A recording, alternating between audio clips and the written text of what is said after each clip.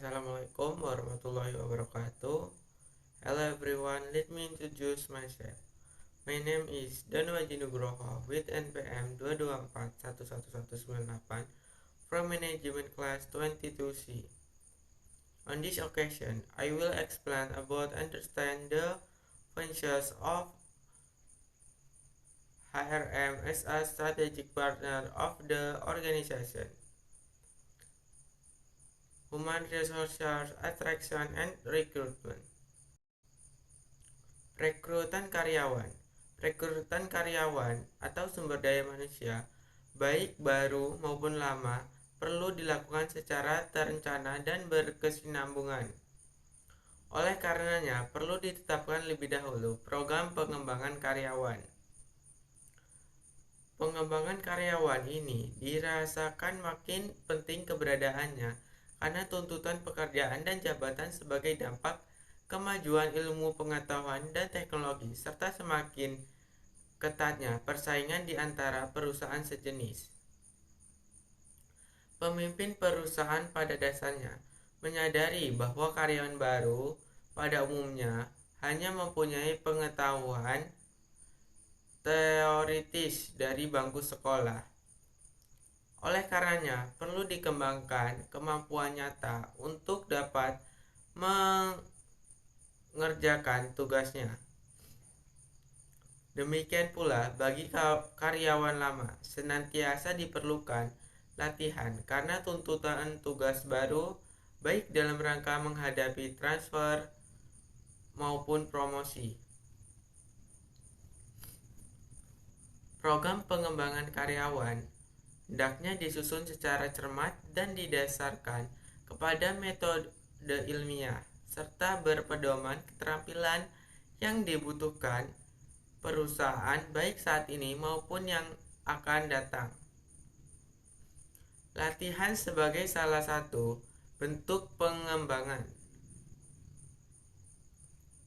Karyawan merupakan suatu proses yang berjalan terus-menerus. Masalah baru, prosedur baru, peralatan baru, pengetahuan dan jabatan baru selalu timbul dalam organisasi yang dinamis. Untuk menghadapi perubahan tersebut, diperlukan instruksi, bimbingan kepada para pekerja.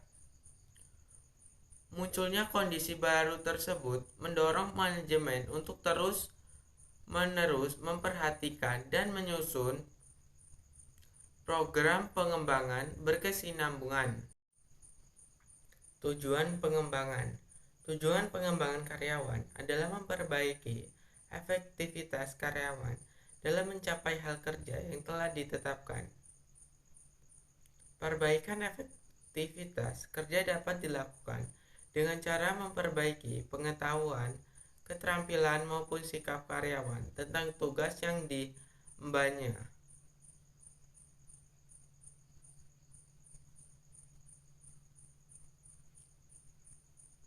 Gile and Stephen menyatakan bahwa tujuan pengembangan sumber daya manusia adalah untuk meningkatkan pengetahuan, skill, attitude, dan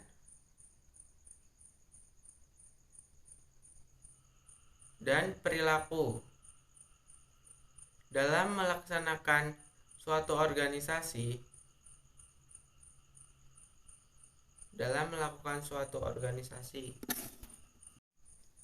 Tujuan-tujuan yang ingin dicapai dalam pengembangan.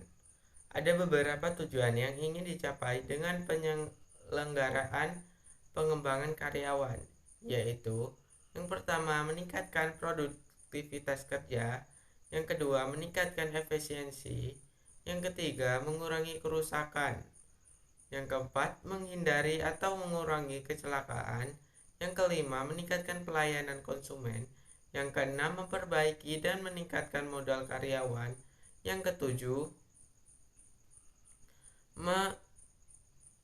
meningkatkan karir, yang kedelapan meningkatkan cara berpikir secara konseptual, Dan yang ke-9 meningkatkan kepemimpinan.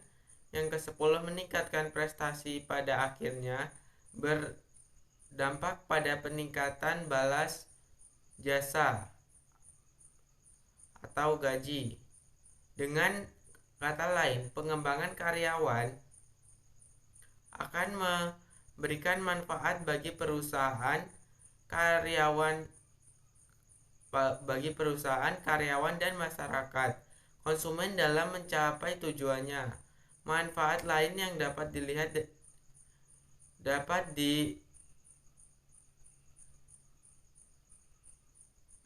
dilaksanakan program pengembangan dan pelatihan adalah menumbuhkan dan memelihara hubungan yang serasi antara para anggota organisasi. Hal-hal dalam pengembangan karyawan tersebut bisa terjadi apabila yang pertama terjadi proses komunikasi yang efektif, yang kedua adanya persepsi yang sama tentang tugas yang tadi dilaksanakan, yang ketiga ketaatan semua pihak kepada berbagai ketentuan yang bersifat normatif, yang keempat terdapatnya iklim yang baik bagi pertumbuhan seluruh pegawai, dan yang kelima menjadikan organisasi sebagai tempat yang lebih menyenangkan untuk berkarya. Pengembangan karyawan meliputi seluruh aspek pengetahuan, keterampilan, dan sikap. Karena pengetahuan dan keterampilan saja disarankan belum cukup, maka perlu ditambahkan pengembangan sikap karyawan dalam menghadapi tugas. Beberapa metode yang dapat digunakan dalam pelaksanaan program pelatihan dan pengembangan antara lain: yang pertama ada on the job atau pelatihan dalam jabatan. Merupakan teknik pelatihan di mana para peserta dilatih langsung di tempat dia bekerja. Sasarannya adalah meningkatkan kemampuan peserta latihan mengerjakan tugasnya. Yang bertindak sebagai pelatih bisa seorang pelatih formal, atasan langsung, atau rekan sekerja yang lebih senior dan berpengalaman.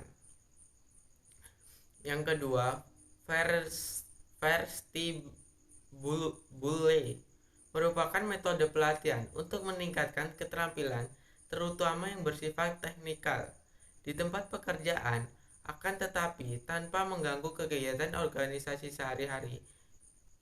Ini berarti anggota harus menyediakan lokasi dan fasilitas khusus untuk berlatih, sehingga tidak mengganggu pekerjaan yang sebenarnya. Yang ketiga ada apprenticeship atau magang. Biasa dipergunakan untuk pekerjaan yang membutuhkan keterampilan atau skill yang relatif tinggi. Program ini biasanya mengkombinasikan on the job training dengan pengalaman sistem magang. Ini dapat mengambil 4 macam kegiatan, yaitu yang pertama, seorang pegawai belajar dari pegawai lain yang lebih berpengalaman.